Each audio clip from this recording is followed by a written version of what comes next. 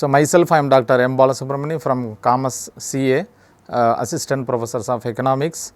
I am going to today teaching of the Indian economics and overview before going to elaborate discussions of subject. A small brief overview, just on a glance, then come back we are one by one and what are the characteristics and the specialities of our Indian economics. As a students, you are know that about the our economics, what is going on present and due to the COVID-19 situations.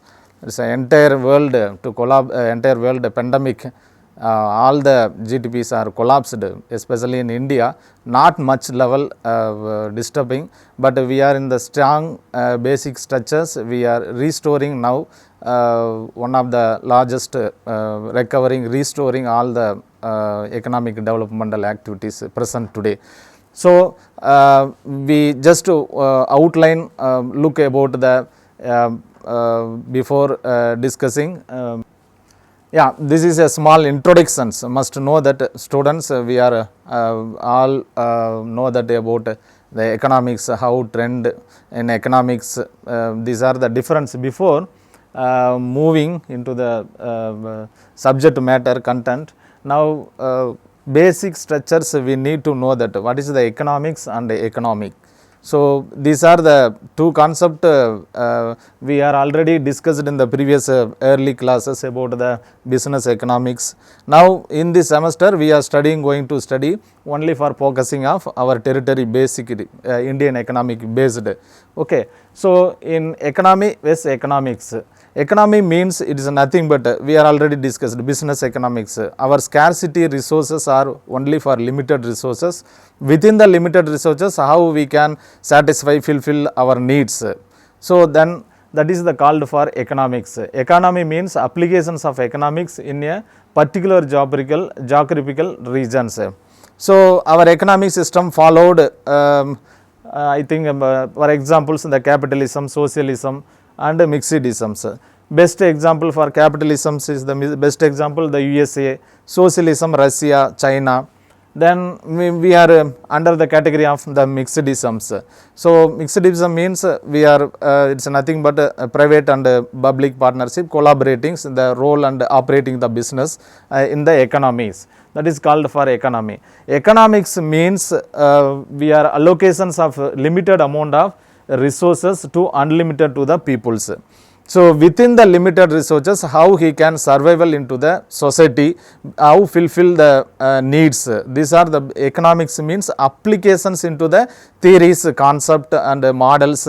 These are comes under this category of economics. We discussed these portions in the previous classes, elaborately discussed in the clearly. Now, in this today, we deals only for the economy. Economy means we must know that the particular regions, a particular aspect into the apply, based upon the applying and how we can receiving into the result, ultimate result. So, that is called for economy. Within the boundary line, within the territory line, we can call it as the economy, geographical area. Okay. So, mixed economy means the public and the private both of the sectors will collaborations and operating into the economies.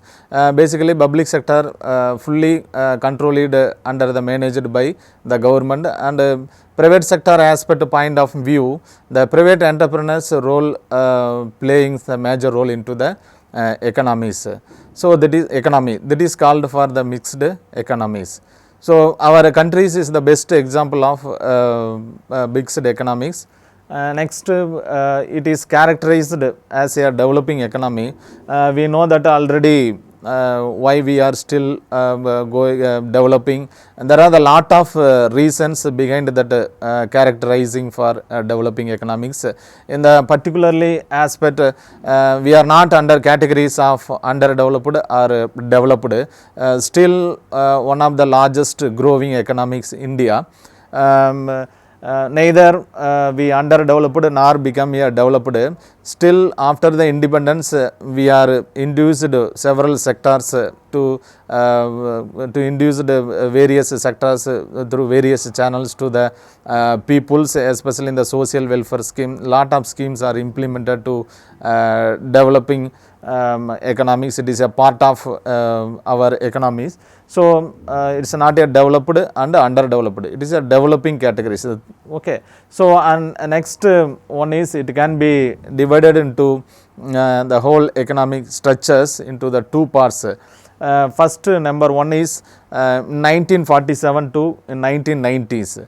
Second one is since 1991. So these are the two periods very crucial role. As a students, you are well aware about the concept of the LPG, liberalizations, privatizations, globalizations. So if you see in this durations between 1947 to 1990, there is the pre-liberalizations period. We can call it as the pre-liberalizations period, and since 1991 the LPG period, we can also call it as the LPG period. So 1991 the industrial policy, one of the great our economics, the boost policies, especially into the large and small medium scale enterprises sectors. So 1991 there are introduced into the government the LPG policies. Before you see look at the 1947 to 1990s, our GDP growth rate will declining, minimum level only we are maintaining. The main purpose of 1991 policies implemented, our protections need to the foreign sectors. So not only for foreign sectors, our door will opens, the foreigners will come and investment into the industrials, the various aspects. So after that there are our GDP will definitely, it will great impact our economics moving forward. There is no doubt about it. There is a lot of data will clearly shows that. So to protect the foreign competitions in 1991, the pre-liberalization period GDP growth will less than 6%. If you see into the post-liberalization era, you can see the GDP growth 7 to 10%. Before that we know that about the concept of the GDP. GDP is nothing but the gross domestic product. Particular year, particular period producing all the goods and services is called for the GDP. So based upon, there are the three methods calculations of the GDP: production method, income method, expenditures method. Based upon the GDPs are now at present we are 7 to 10%, especially in the 2019-18 we are reach more the GDP. But unfortunately, due to the some unforeseen incidents to be happen, our economy is the sixth largest economy into the world, we know that. So at present we are not reached that much level because of COVID-19 pandemic. So there are production sectors, they entirely shut down due to the COVID-19. The GDP growth will minimum minus 23% level, but 23 level we are reached. But nowadays now economics will moving moving forward, especially in the 10% GDP. Prime Minister recently announced the 20 lakhs crore to be implemented into the SMSE sectors. Now it is come up the slightly moving, all the sectors will all the productions activities will moving induced. Now there is no doubt about it, will see into the, we are growing, we are expected into the positive way. So this is a small structure about, you must know that before going to a brief elaborate discussing about the characteristics of Indian economics. These are the small outline, must know that a structure, basic structure of our Indian economy. Now it's one by one, step by what are the highly influenced characters of Indian economy. It's the under these categories coming at most one of the important indicators of the developing economics or Indian economy. So first, number one is the low per capita income. So low per capita income means income per head comparatively less into the advanced countries, especially the per capita income of our peoples in country is comparatively low the pre-independence and the after independence. After the independence there are increasing, but before independence we are per capita not much levels, they have improved into the average level also. Now after the liberalizations, the per capita income increasing, there is no doubt about it. But due to the, if you see into the latest data, there are the 87,000 per head income earnings per average Indian of peoples, each and every peoples. Per head of the peoples. Basically there are calculation into the per capita incomes, the national income divided by total populations. We are divided, we can get receive into the per capita incomes. So around approximately 8.82 lakh crore our GDP, 87,000 will come per head. Okay, so one of the second largest populations of countries, 113 crore people crossed. Every latest data says that the 2020 to 2012. So it will leads to the population, if you population increasing, our GDP average per capita, there is no doubt about it, will be declining. So where we stand, that's importance. So per capita income also increasing, but per populations are increasing day by day. So if that much level we need to productions, so then only we can at least reach particular levels. So more than 87,000. Now it's latest data, 87,000 reflected into the survey. But we can move into the next economics based upon our strong economic based, structure based. Okay. In the next on the way, in the next we must know that about we are in the strong background of agriculture background. So agri is the foremost important characteristics. So more than 60% of peoples depending upon the agricultures and agriculture related activities directly or indirectly. So these are, it will comes to more than 60% of people. But dependence on agriculture is not bad, but how much contribute to the GDP, that is importance for us.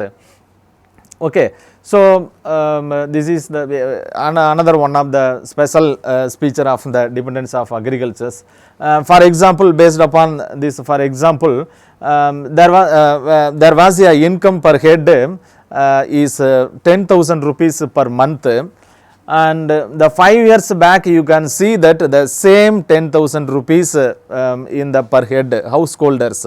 Householder means within the family members, the householder, house head, they earn the income 10,000 once time. Then 5 years back you can see the same 10,000 rupees head per family. But here speciality is the family size is must be know that that times. So after 5 years again, after 5 years 2 to 3 family size, after the 5 years the family increasing from 3 to 10 members of the family, but the income the same, the 10,000 rupees.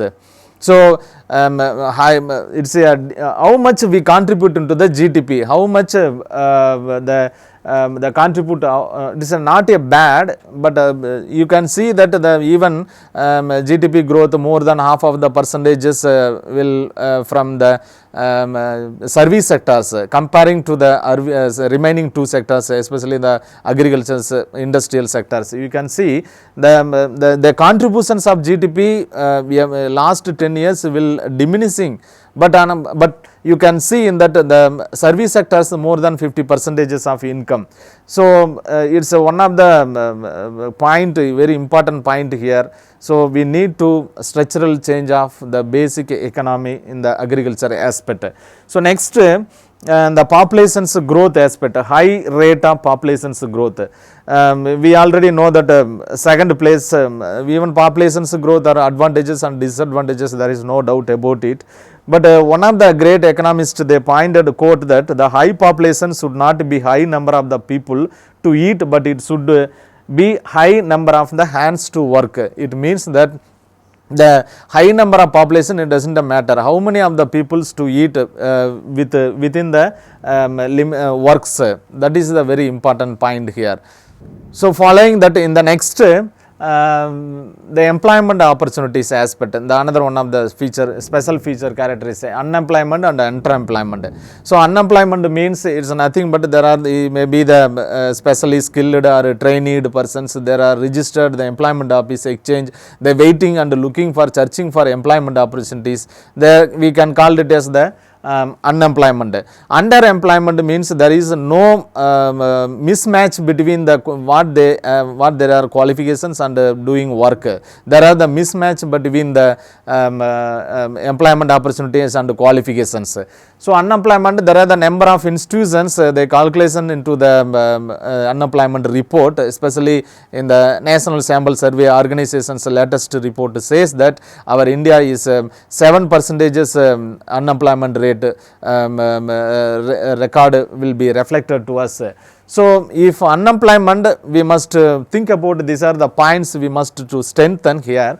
So first number one is the less skill is employment opportunities less. There are the every year's number of educational institutions supplying educated youth, or especially existing the number of graduate engineerings, every aspect you can see the supplying of educational institutions numbers is the more labor to supplying of labor force. But how many of them really getting the employment opportunities? Population increasing, but not that much level employment opportunity increasing. Here these very important points here. So population increasing, but employment not increasing at the same rate. NSSO recently pointed out the 8% of populations in the unemployment. In the continuations of next one is the inequality in the distributions of wealth.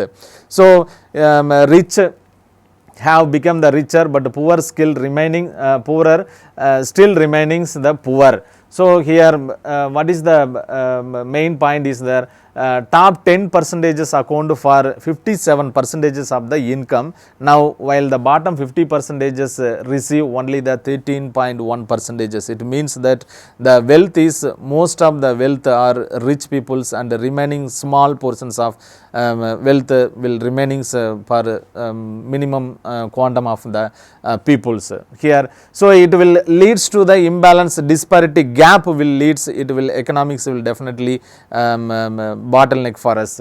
Okay, next in the continuations of the sixth one is low level of technologies.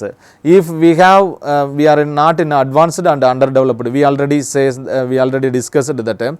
So we are still now growing, but that much level will not reach into the technologies oriented point of view. Technology is very weak, investment, lack of infrastructure facility, these are the lot of things we can, the characteristics of in the Indian economic aspect side. Technology also advantages and disadvantages. If we use the better technology, people will get the better standard of living because of the giving the employment opportunity, through the employment opportunity receiving the income monthly, and will automatically increasing the family and the society, everything will automatically will increases, no doubt about it. So then only the producer ultimately the producing the will able to produce good quality of product.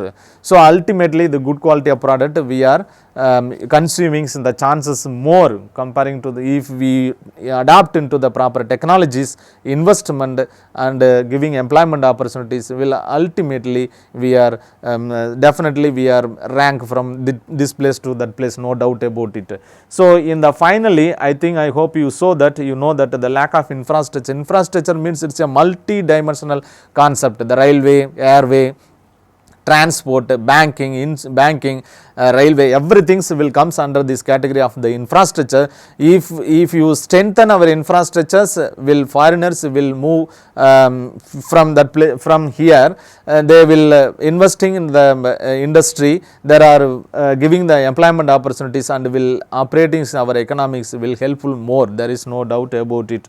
So and finally we see look at the poor quality of the human capital. Human capital you can see into the out of 193 countries, our India is the more than half of the percentage are human resourceable countries, the targeting the peoples, especially in the human resources here well enrich, same like that, then only the foreigners will come and attract the foreigners here, human resource oriented, even the foreigners they working Indian people, the software industry, number of industries, there are working, the brain trains, there are working abroad, so especially in the America, USA, we can use, you know that these are the informations. I think, I hope next the human being considered as a capital. So properly we are invest and giving the employment opportunity, train them people to better skill managed, they will definitely will coming into the looking into the prosperities of economics.